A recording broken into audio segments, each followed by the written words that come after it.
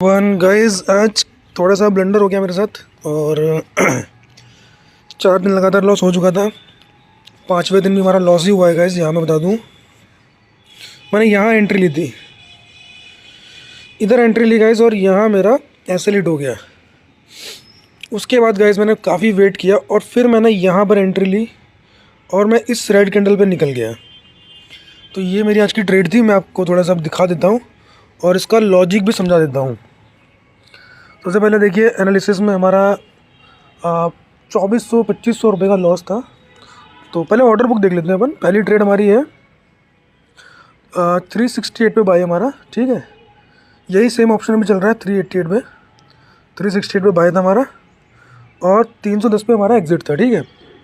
ये हमारा लॉस हो चुका था। उसके बाद मैंने एक ट्रेड यहाँ लेने की कोशिश की, बट वो मेरा क्या स्टॉप लॉस लगा हुआ था, तो मेरा वो एग्जीक्यूट नहीं हुआ।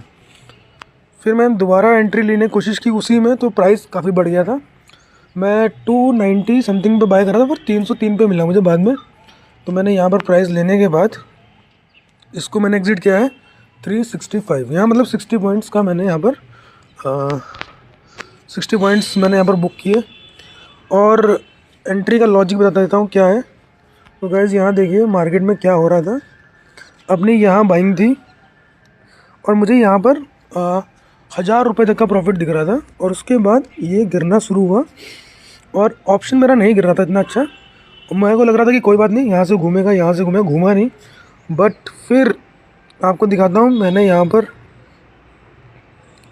इस डब्लू तक मेरा क्या मैंने वेट किया था।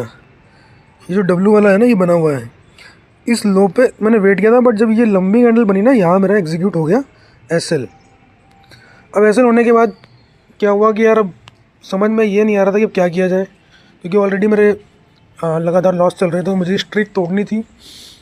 तो मैंने एक बार सोचा कि यार चलो एक लास्ट ट्रेड बनाते हैं। और फिर यहाँ पर मैंने एनालिसिस ये किया था कि मार्केट ऊपर से नीचे आ रहा है, इसने राउंड नंबर तोड़ा है और यहाँ पर ये किन को लेके आएगा। यहाँ पर ये सिर्फ और सिर्फ सेलर की ही एंट्री हो रही है, क्योंकि आप देख रहे हैं कितना स्लो स्लो गिर रहा है। गिरना तो एकदम से गिर जाता, बट स्लो स्लो गिर रहा था। तो यहाँ पर जैसे ही मुझे ये यहाँ पर स्ट्रक्चर जैसे चेंज हुआ, मैंने यहाँ पर एंट्री ले ली। एंट्री लेने के बाद ये जो भाग रहा था, तो मुझे इस एरिया में मैंने एंट्री ली थी, तो यहाँ थोड़ा मुझे स्ट्रगल हुआ। बट जब भागा तो ऑप्शन इतना जल्दी नहीं भागा था, ऑप्शन बाद में भागना शुरू किया। और मेरा टारगेट सिर्फ 500 ही था। बट फिर जब देखा कि कैंडल बन रही है तो बनने दो, तो मैंने फिर यहाँ बैंक निफ्टी खोल लिया था। और मेरा बैंक निफ्टी में ये था कि जैसे ही कोई ग्रीन कैंडल बनेगी मैं निकल जाऊँगा, और यहाँ पर जैसे ही कोई रेड कैंडल बनेगी मैं एग्जिट मार दूँगा। तो जब ये रेड कैंडल बनी, मैं यहाँ पर निकल गया। तो ये मेरी ट्रेड थी गाइस आज की।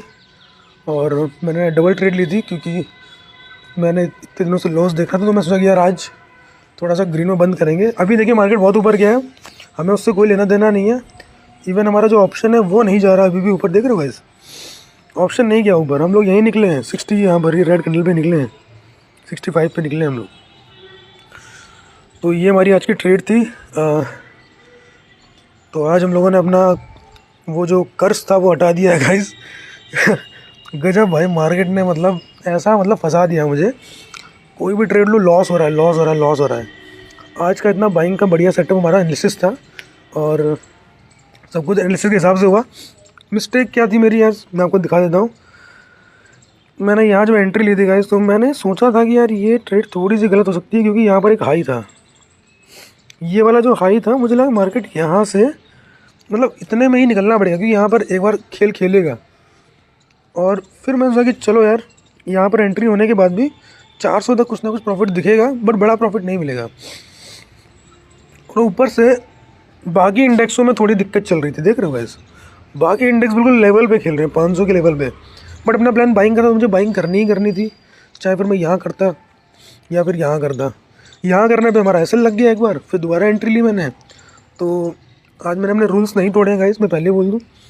ये मेरी सेकंड ट्रेड थी गाइस। इस ट्रेड को करने के पीछे का एक रीज़न था, एक रिस्क मैनेजमेंट था।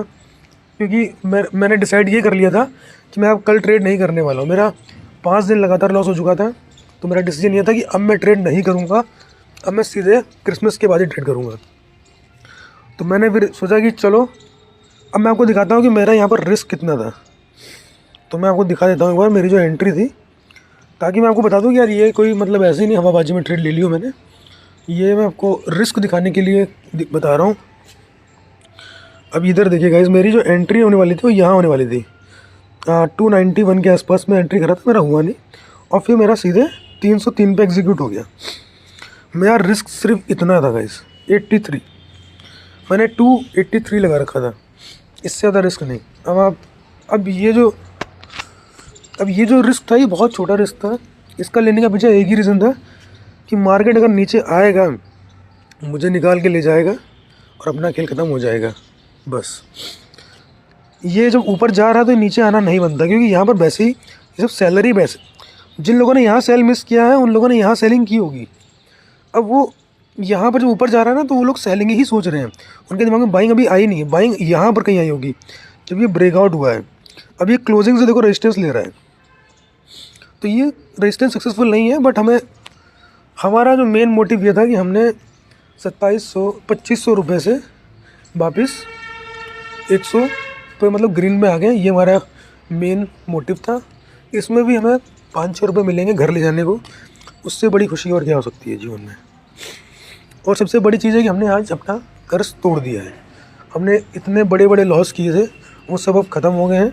अब हम बिल्कुल सेफ जगह पर आ चुके हैं, नया मोटिवेशन आ गया है और अब हम शक्तियों से भरपूर हैं गाइज।